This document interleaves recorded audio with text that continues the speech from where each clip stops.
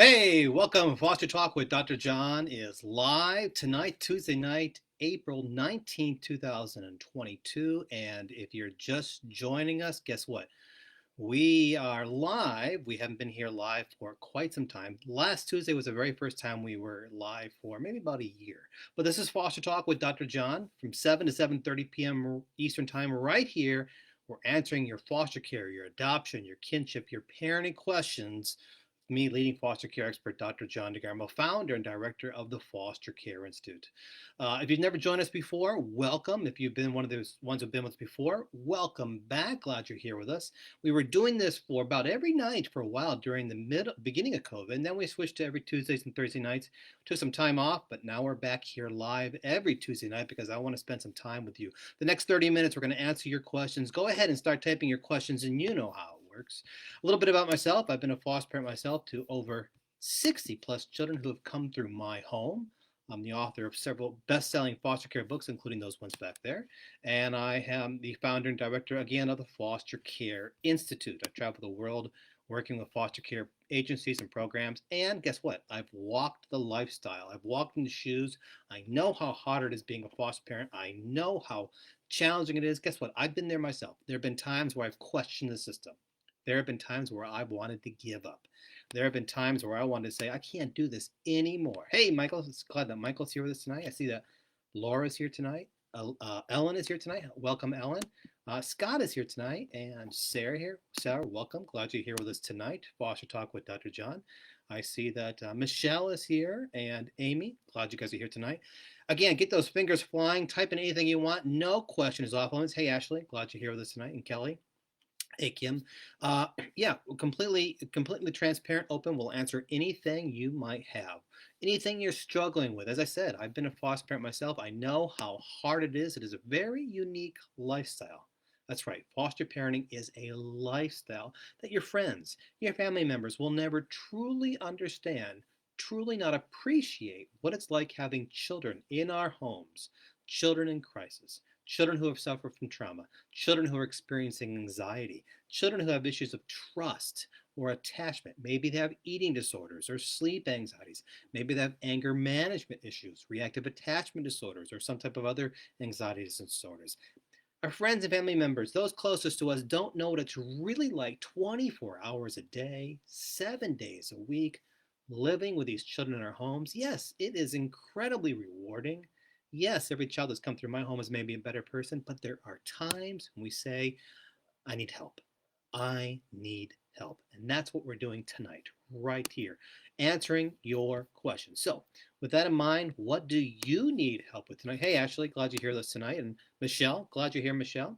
And I see that Amber's here too, and James, glad you guys are here tonight. So, yeah, get those fingers flying. No questions, dumb question, unless you already know the answer. So, and one of the best things about being a foster parent, I think, is having a support group. That's what we do. We come together on Tuesday nights right here to support each other. Because as I said earlier, no one understands a lifestyle of a foster parent. We have to have some type of support group, whether it's in person. And I had a great foster parent support group years ago. In person, we met once a month, or online, like we're doing right now. We come together to help each other, to give each other the support that we need when we're saying, I can't do this anymore, to give us the answers when we're struggling with something. So, whatever you're struggling with tonight, we want to hear from you. And guess what? If somebody makes a comment and you think, Dr. John, wait a minute, Dr. John, I know the answer to that. Hey, chime in. We would love to hear how you handled it, or maybe how your experience.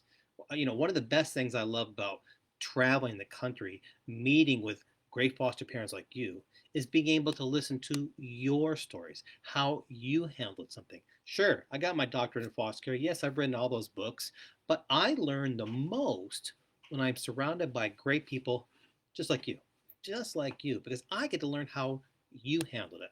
I get to learn how you were able to. Hey, Erica, glad you're here this tonight, and I see Lynn is here as well. Hey, Lynn, glad you're here tonight. Yeah, I get to learn from you. I get to learn from great people like you, and I take that home with me. It helps me become not only a better parent for my children in foster care, but better parent for all the kids in my house. So yeah, with that in mind, what do you need help with right now tonight? No questions off limits. We're answering all of your questions right here, Foster Talk with Dr. John, for the next 30 minutes. Coming up, I'm going to be in the state of Alabama in early June, and I'm also going to be doing a live webinar for foster parents in Kansas, Texas, Nebraska, Oklahoma on May 31st with TFI foster parents. So if you're one of those, if you're with TFI, make sure you join us there. Someone said the other day to me, Dr. John, hey, when should I start demanding that the kids call me mom and dad? And my response was never. We never demand these children call us anything, right? Because at the end of the day, I'm not their father. You're not. They might not be their mother. So when a child is placed into our home, we have to be conscious of the fact that they're scared. They're afraid. They have lots of questions. So I introduce myself when the kids come to my house, and the colloquial term they do here in the South as, hey, Elena, glad to hear this tonight. I introduce myself as Mr. John. My wife is Miss Kelly. It's kind of a Southern thing here. I've been called Dr. John, Mr. John, Dr. Daddy, Papa John, Papa Doctor, Uncle John. I've even been called Dad and Daddy by some people. So, and that's great. All those names are perfectly fine. I don't, I don't, I don't, I don't force them to call me anything. If they want to call me Dad, that's okay. If they feel comfortable with that. But at the end of the day, I'm not their father, and I'm not trying to take their place. So when a child comes to your home, you might want to introduce yourself to them as, however you feel comfortable with, maybe Mr. Scott. Again, I'm Mr. John.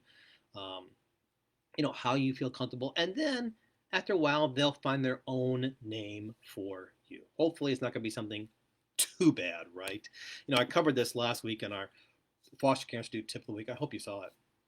Elena reminds us one of the most important things about being a foster parent is document, document, document. I often say that those are three most important words for foster parents is document, document, document. You have to document everything that comes in your home, everything that transpires in your house.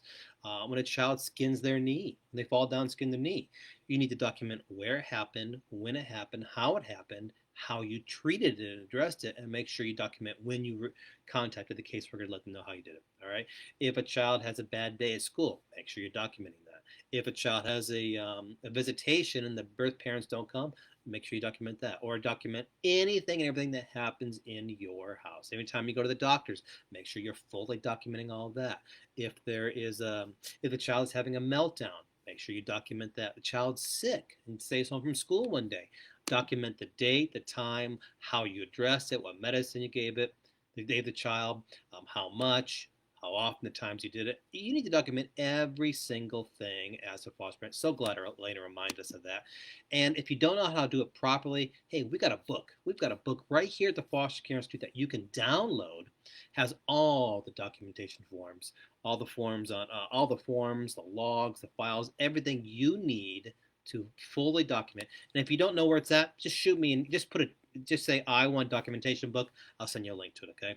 Hey, this is Foster Talk with Dr. John. I'm your host, Dr. John DeGarmo, founder and director of the Foster Care Institute, and we are answering your questions live right here for the next 20 minutes. We want to know what you're struggling with here. We want to know what you need help with tonight. Whether it's tonight, maybe the last couple days you've been struggling with something. I want to say hello to Petra. See, Petra's here with us tonight. And Bernice. Hey, Bernice, glad you're here. Tammy. Hey, Tammy, welcome to Foster Talk with Dr. John. So maybe you've been struggling with something the last couple days. Maybe it's the last week. Maybe it's the last month. Maybe it was something last year you never got the answer to.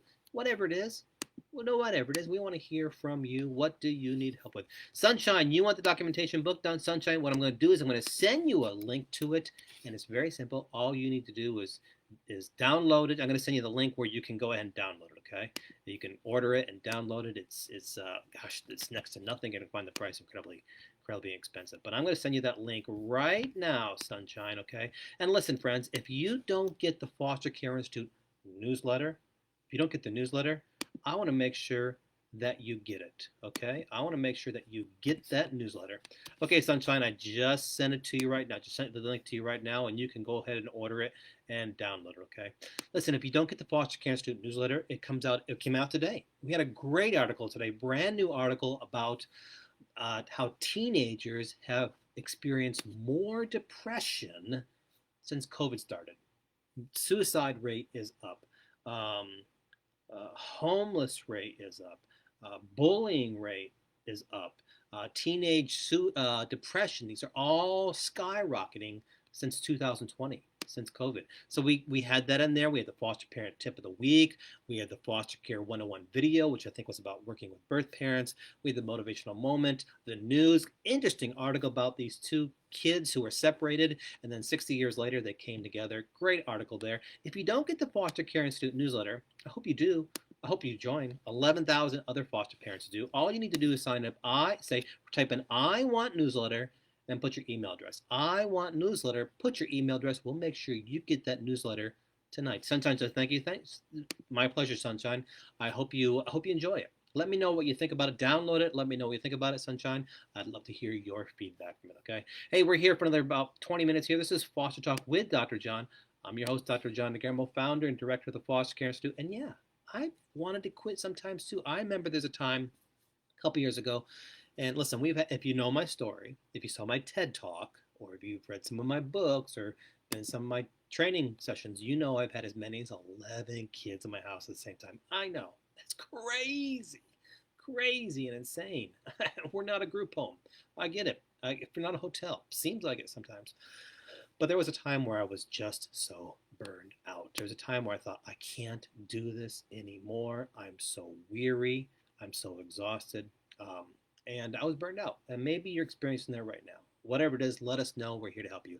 Erica says, come to New York City. They take so to give the child permanency, and the government, the bioparenting many changes. Something needs to change.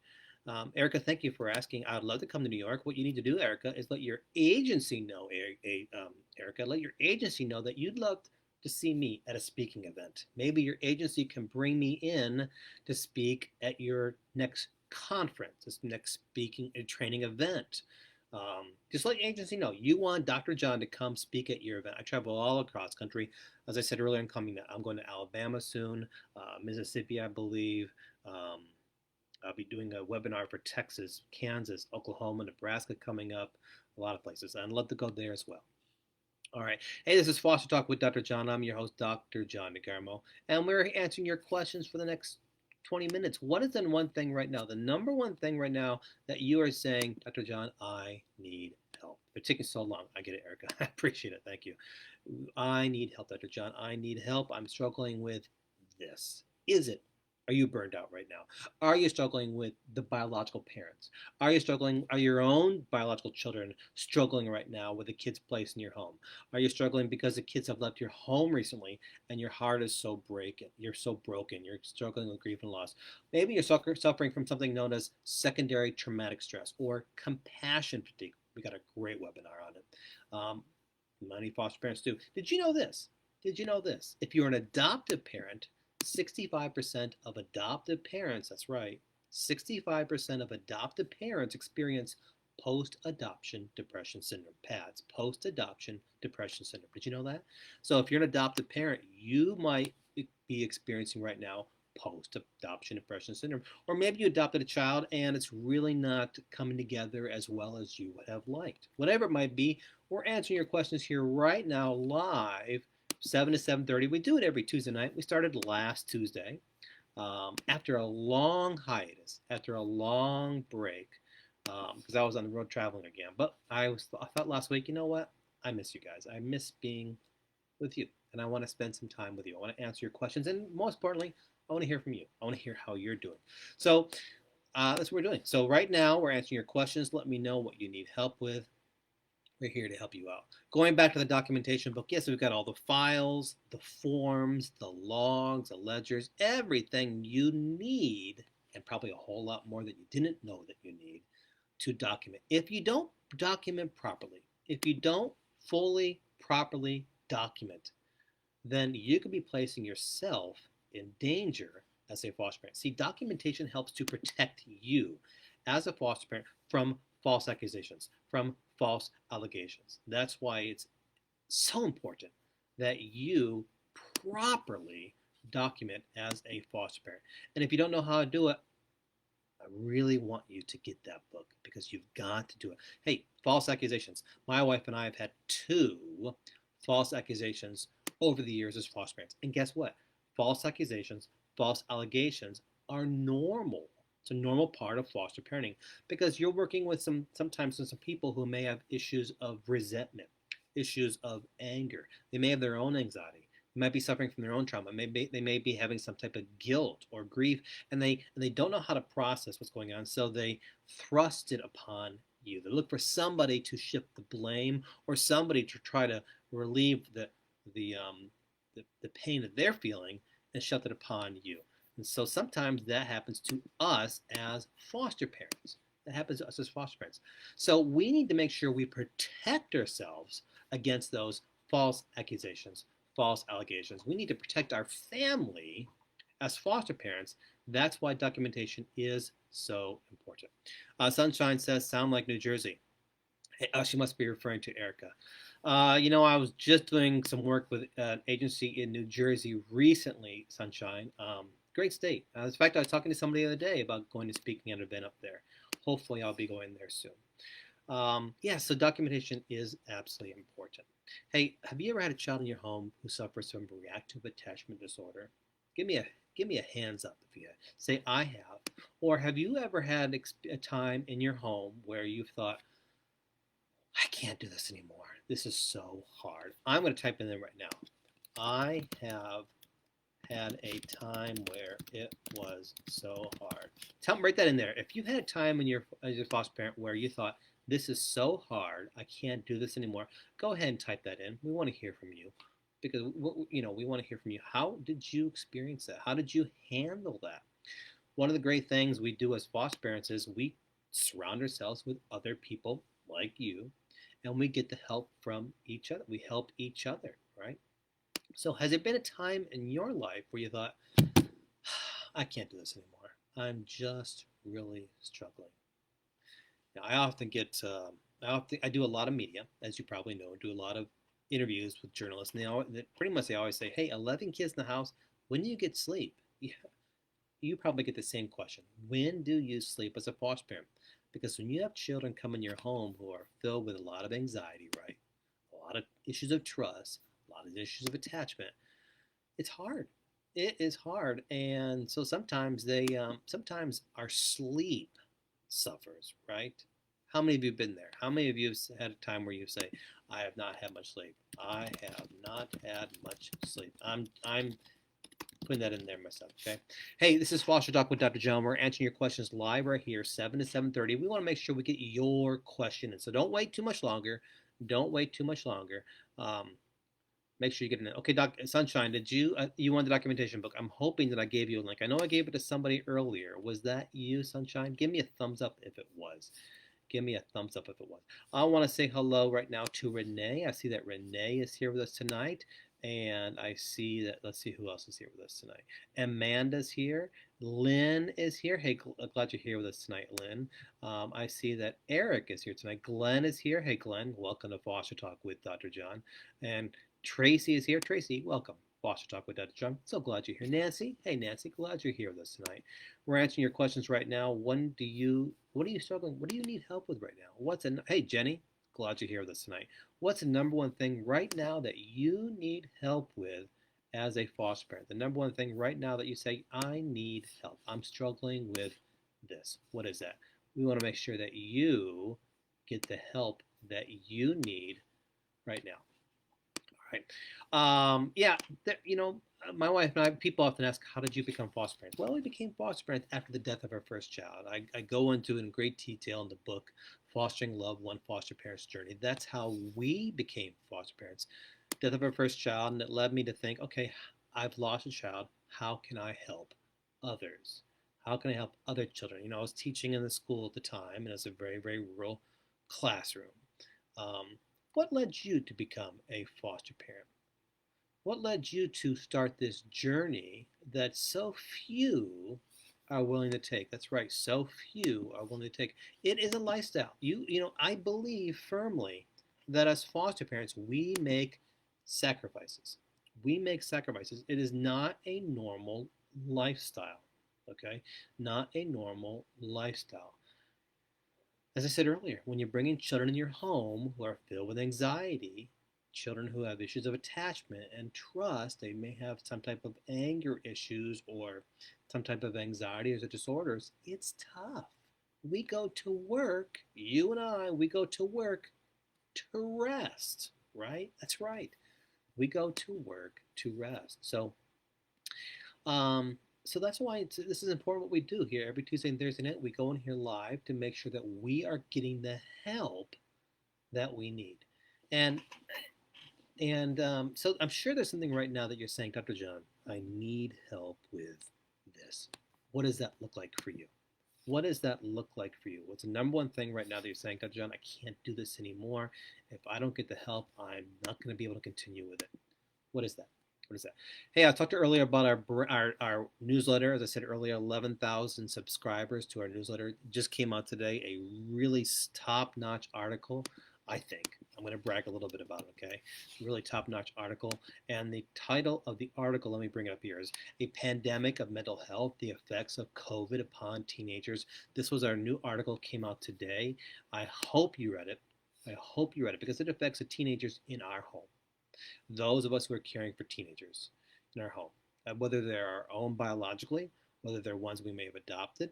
Hey, hello, Chris. Glad you're here tonight with us, Chris. Whether they are teenagers that we're related to, whether they are our grandchildren, maybe they are teenagers placed in our home from foster care.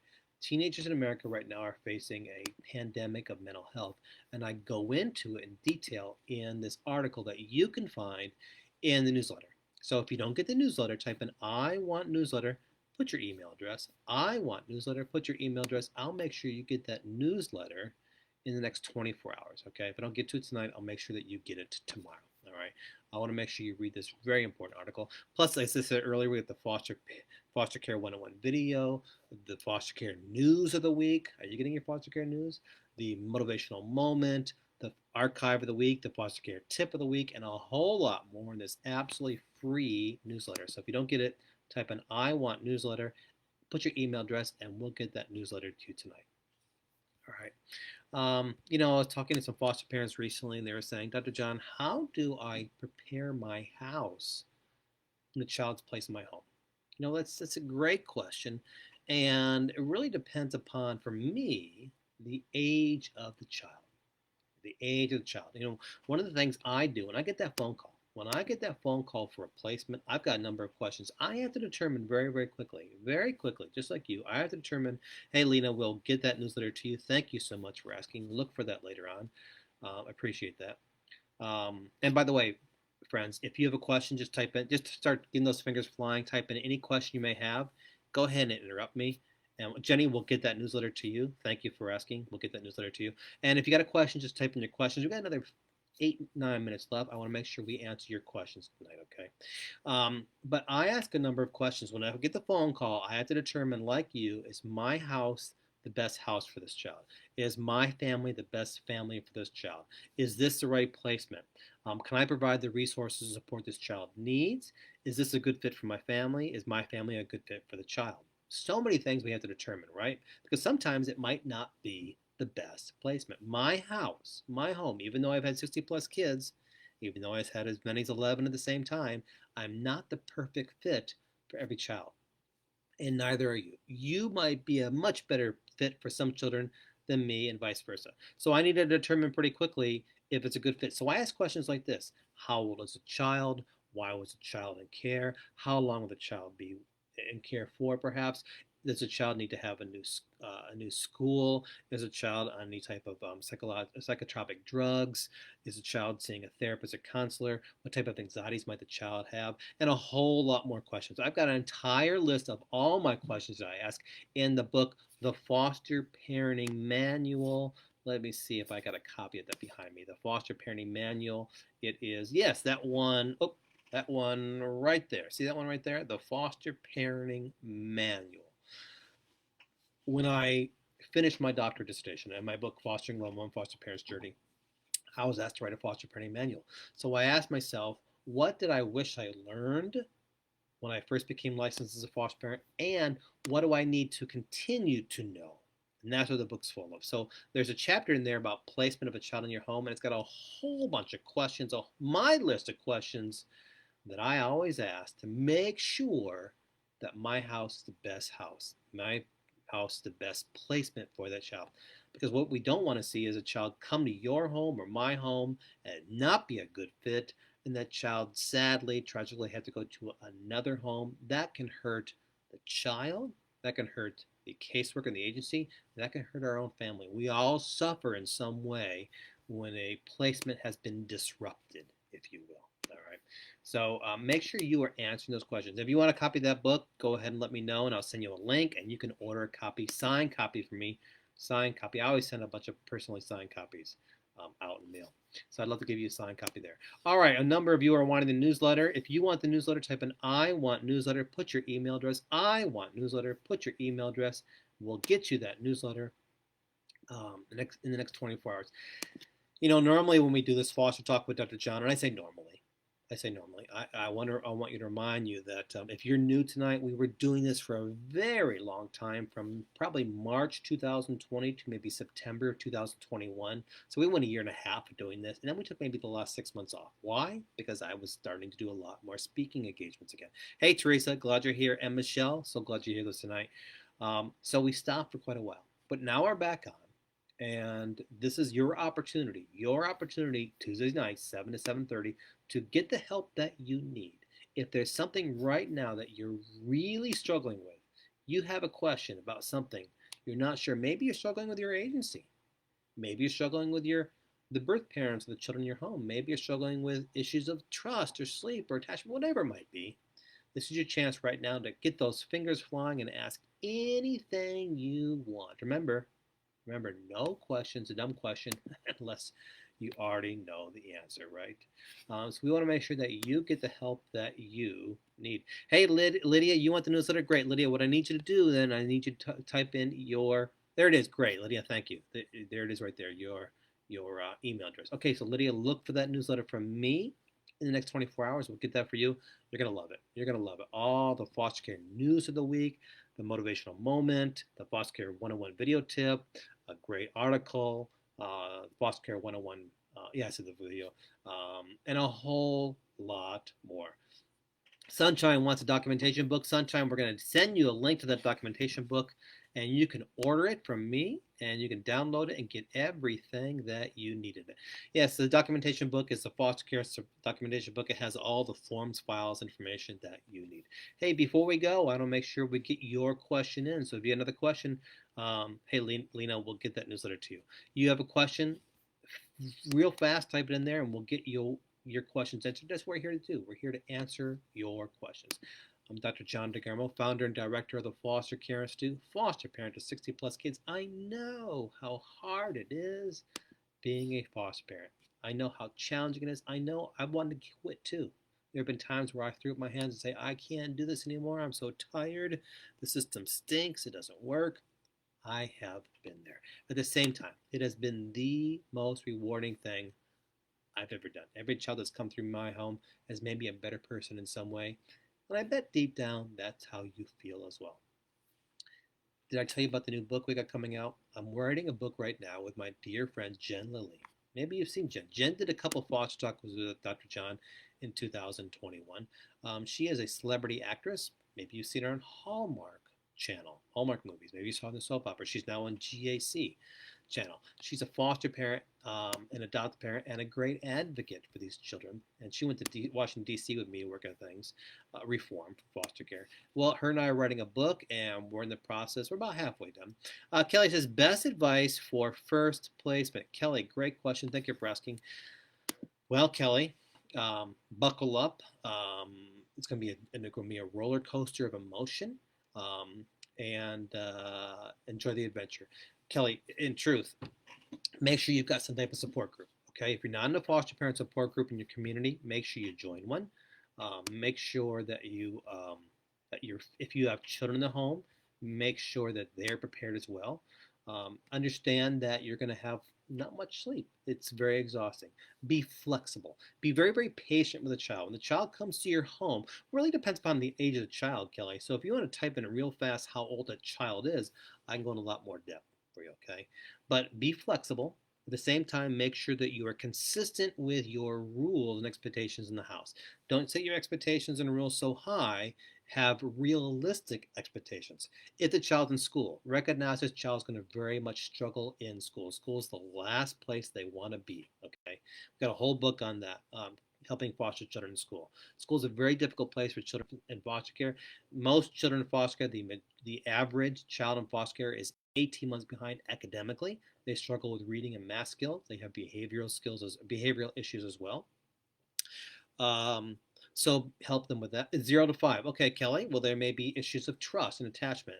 This is a child. This is the age where they're starting to really, really develop, of course, cognitively. There's a great webinar, Kelly. You might want to watch the Foster Care Institute called Child Development Part 1. Child Development Part 1. They also may have some issues of eating anxieties or food disorders. There's a great webinar at the Foster Care Institute about eating anxieties. Maybe they've got some issues of sleep, weighted blankets, lights, melanoma, music, that kind of thing. Kelly, make sure you're reading to the child as well, reading to the child every single night. Recognize this child that may have issues. They're confused. They don't understand why they're placed in foster care. They may be very scared they're placed in your home.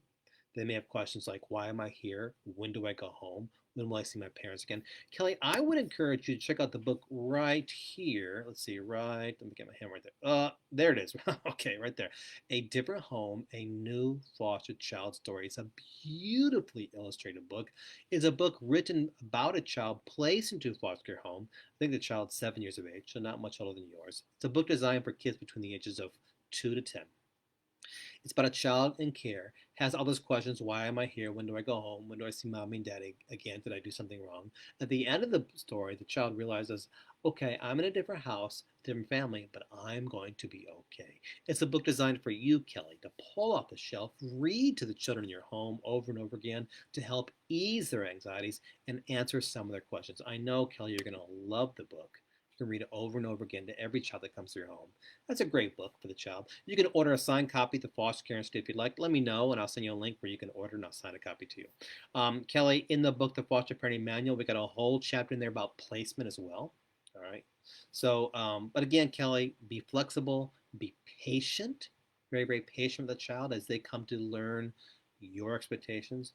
And ask if the child's on any type of psychotropic drugs. Many kids are, or if the child's going to a therapist or counselor. Look for a daycare in your area if you're not working.